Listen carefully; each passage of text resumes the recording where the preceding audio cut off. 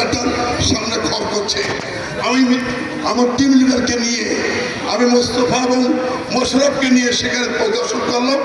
দেখলাম যে অন্যায়, তো অন্যায়কে অন্যায় বলতে হবে, সাদাকে সাদা বলতে হবে, কালোকে কালো বলতে হবে, সেটা প্রমাণ করে আমি বলে দিয়েছি নো, এখানে রাস্তার জায়গায় রাস্তা থাকবে, কারোর অধিকার নেই, কারোর জায়গা নেই।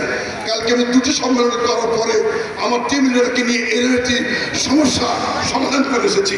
আমি এই ছেলে অবশ্যই এই দলের মধ্যে যাই থাকো এই সমস্যার সমাধান আমি করবো, তাদের সুযোগ নেই। পরিষ্কার পরিষ্কার পরিষ্কার। আজকে তাই যে কথাটা বলতেছিলাম, বিএনপি অনেকবার পরীক্ষা দিয়েছে।